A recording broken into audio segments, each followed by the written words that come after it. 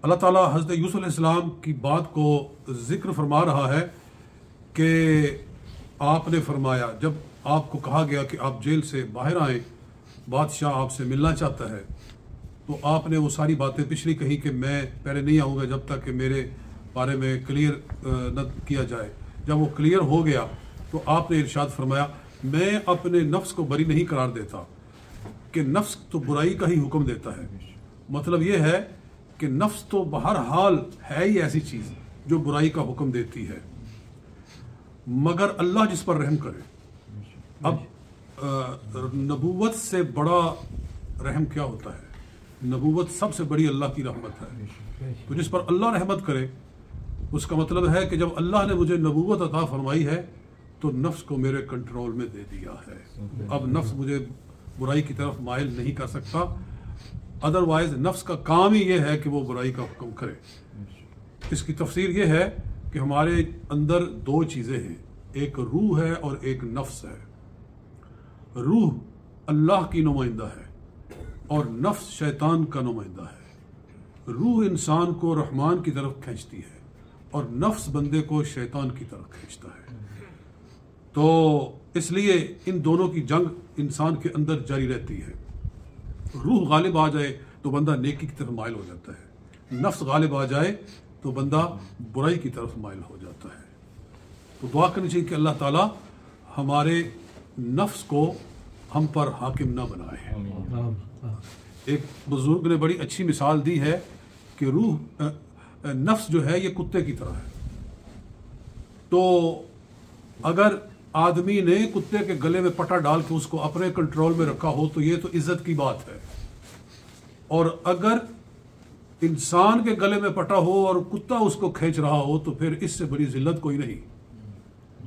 तो जब इंसान नफ्स के कहने पर चल पड़ता है तो वो ऐसे है जैसे कि उसके गले में पटा है और कुत्ता उसको खींच रहा है।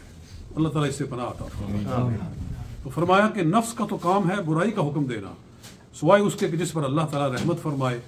मेरा रब बख्शने वाला और रहम फरमाने वाला है। अच्छा, बादशाह ने क्या कहा कि यूसुफ अलैहिस्सलाम को बड़ी इज्जत और तकरीम के साथ जेल से निकाल कर मेरे पास लाओ। अस्तखलिसु लिनफ्सी, कि मैं खुद उनसे बात करना चाहता हूँ।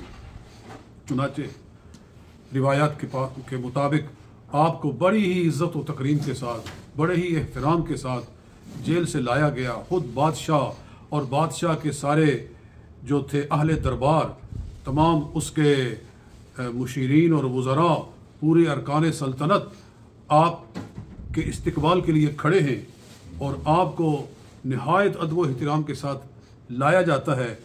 बल्कि एक मुफस्सिर ने, मैंने पढ़ा है, ये भी लिखा है कि जब आप दाखिल हुए दरबार में तो बादशाह तख्त से नीचे उतरा और उसने आपको सजदा किया, क्योंकि वो तो मुशरिक थे, उनको तो सजदा करना उनके नज़दीक ऐसे ही था। तो बहरहाल बड़े इज्जत व एहतराम के साथ आपको लाया गया। बादशाह ने अपने तख्त के ऊपर आपको अपने साथ बिठाया और कहा कि मैं अपना ख्वाब खुद आपको बताना चाहता हूँ कि मैंने क्या देखा है। उसने ख्वाब बताया, आपने उसकी ताबीर दी। तो वो कहने लगा कि इस किस्म के मुश्किल हालात आ रहे हैं तो मैं तो इनके ऊपर कंट्रोल नहीं कर सकता।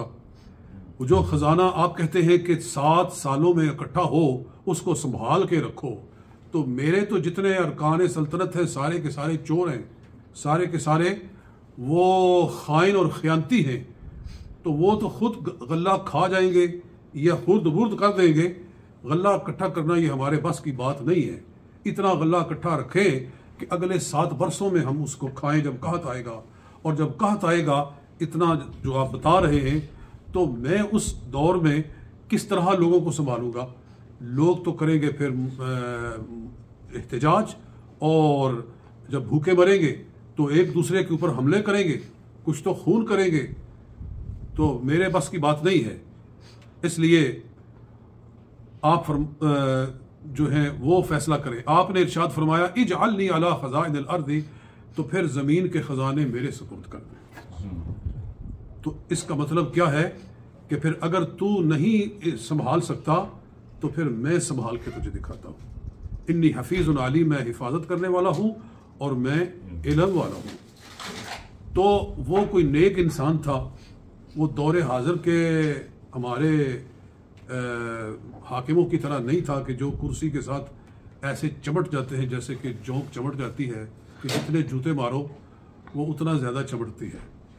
तो वो कोई अच्छे दिल का और अच्छे जहन का मालिक था। उसने कहा कि आप सब कुछ संभाल लें। तो यूं अल्लाह ताला ने यूसुफ अलैहिस्सलाम को तख्त मिस्र की शाही अता फरमाई।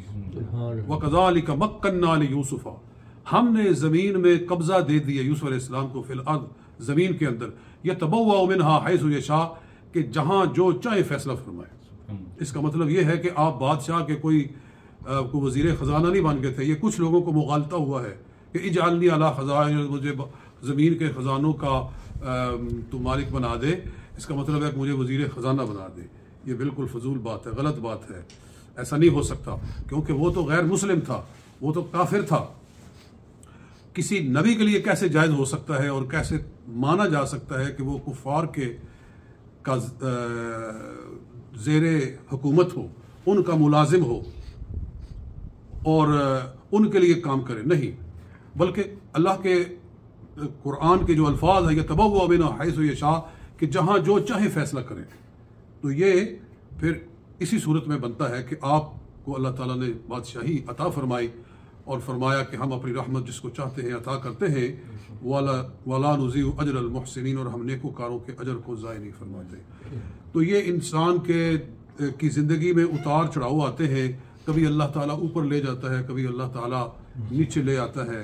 यूसुफ अलैहिस्सलाम की ज़िंदगी देखें कि जब अपने वालिद के ज़ेरे साया थे तो आप ये चढ़ाव था, फिर कुएं में डाले गए जी, तो ये नशेब था, फिर वहाँ से निकले तो अजीज़ मिस्र के घर में चले गए, ये फिर फराज था, फिर वहाँ से निकले तो जेल में चले गए, ये फिर नशेब था, फिर वहाँ से निकले तो तख्त शाही के ऊपर जाकर बैठ गए।